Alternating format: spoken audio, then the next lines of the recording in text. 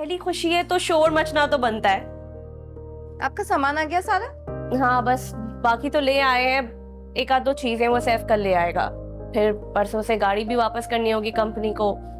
तो गाड़ी वापस करनी होगी? क्यों? गाड़ी क्यों वापस करनी होगी? कंपनी की गाड़ी है ना, तो उसकी जॉब खत्म हो गई है तो गाड़ी तो वापस करनी होगी। तुम्हें सैफ ने नहीं बताया?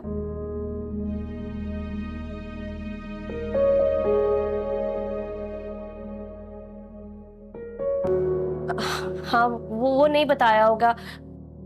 वो तुम्हें परेशान नहीं करना चाहता होगा ना इस हालत में। हाँ, भाग दौड़ में गिर जाओगे। अरे अम्मी इनको नहीं रोके, जो शैतानी करनी है करने दी। वैसे तुमने ना कभी भी इनको कोई शैतानी करने से मना नहीं किया, और तुम इनके सामने अगर इस तरह इनका फेवर लोगी तो उन पे क्या असर पड़ेगा? अम्मी आपा अभी अभी घर पर आई हैं, उन्हें ऐसा नहीं लगना चाहिए कि वो किसी और के घर पर आई हैं। वैसे भी उन्होंने कौन सा सारी जिंदगी ये करते रहना है, करने दे। अगर आप इनको रोकेंगी तो आपा को बुरा लग सकता है। मैं वर्दा से बात करके आता हूँ। अच्छा भाई, नानी से प्यार तो करवाओ। कैसे हो? देखो कैसा पसीना आ रहा है। हाँ, अस्सलाम वालेकुम। वालेकुम सलाम। आपकी जॉब खत्म हो गई है?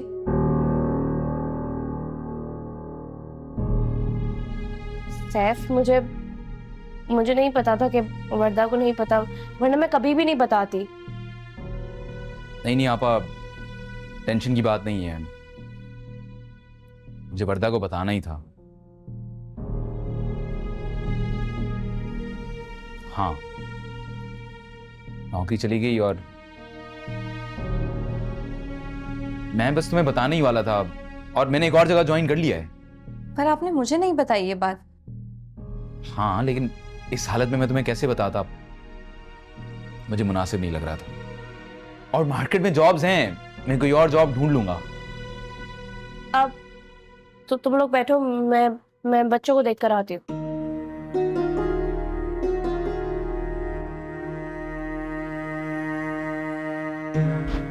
आप अपनी जिंदगी की हर बात अपनी आपा और अपनी अम्मा को बताते हैं, पर आपने मुझे बताना जरूरी नहीं समझी। मुझे बताते थे तो क्या हो जाता? तुम परेशान होती। और वो परेशान नहीं हुई? आपको उनकी परेशानी की परवाह नहीं है, मेरी परेशानी की परवाह है। ये तुम गुस्सा मत करो, मैंने तुम्हें कहा ना, मैं इस हालत में तुम्हें ये सब नहीं बताना चाहता था। गाड़ी भी चली जाएगी अब। हाँ लेकिन मैं कोई और बंदोबस्त कर लूंगा, और बाइक है ना मेरे पास।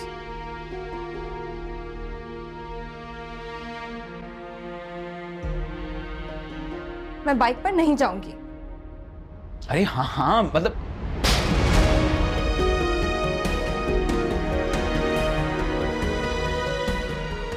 अम्मी, मिला ही पर्दा से?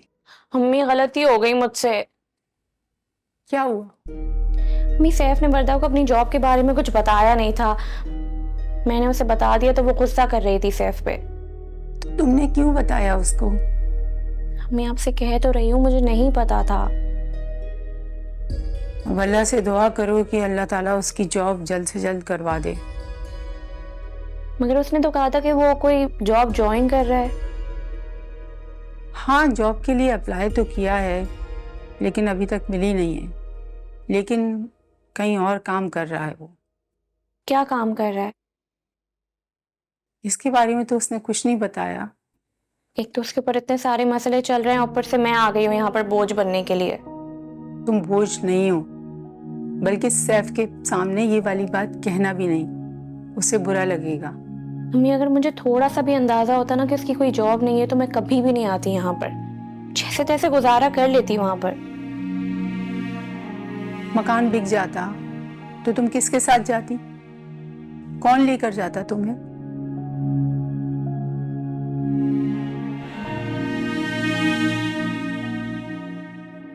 कोई भी जॉब कर लूंगा, नाइट शिफ्ट में भी।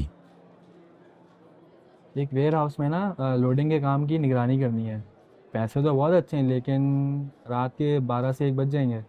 हाँ, मैं कर लूँगा, कुछ भी कर लूँगा। जब तक मेरी जॉब का कुछ नहीं हो जाता करना ही पड़ेगा। ये पढ़े लिखों का काम है नहीं वैसे, तुम्हें कभी कभार मजदूरों के साथ मिलकर सामान भी उठाना पड़ सकता है। उठा लूँगा यार, 60-70 साल का तो हुआ नहीं है जो सामान नहीं उठा सकता। मैं कहीं और भी देख रहा हूँ, चलो कहीं अच्छी जगह हो जाए। लेकिन खैर, तुम इस हफ्ते से तो यहाँ पे स्टार्ट कर सकते हो।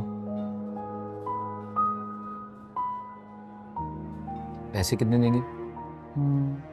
महीने की नहीं मिलेंगे, रोज़ाना के हिसाब से जो तुम करोगे उस हिसाब से दिहाड़ी मिल जाएगी।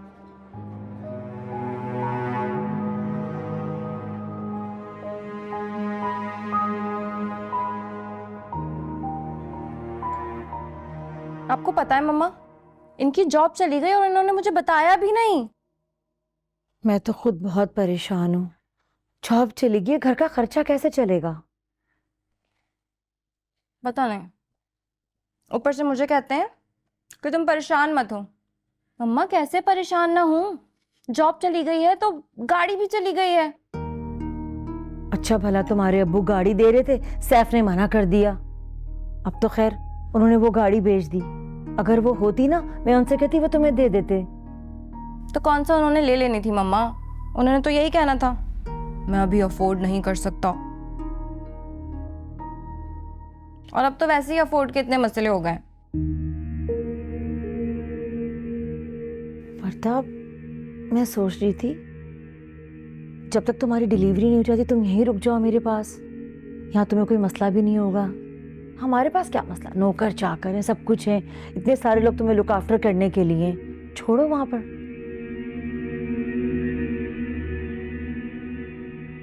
कह तो आप ठीक रही हैं मम्मा, मैं बात करूंगी इनसे, पर मुझे नहीं लगता कि ये मानेंगे। कैसे नहीं मानेगा? जरूर मान जाएगा। जब जेब खाली होती है ना बेटा, अच्छे अच्छों की अकल ठिकाने आ जाती है।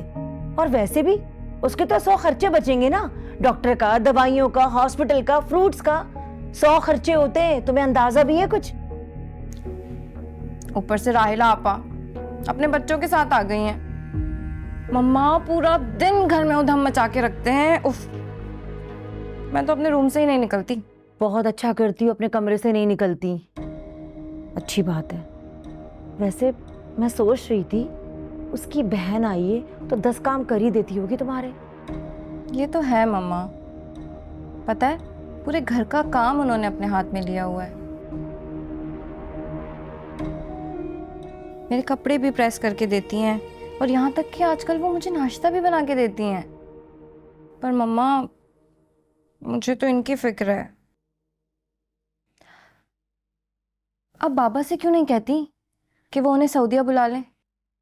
वहाँ इतनी वैकेंसीज हैं, कहीं ना कहीं कुछ ना कुछ तो हो ही जाएगा। तुम फिक्र क्यों करती हो? मैं तुम्हारे बाबा से बात करूंगी, जल्दी मसला हल हो जाएगा। तुम चिल करो। ये बताओ शाम में क्या बनाओ तुम्हारे लिए? प्लीज कुछ अच्छा।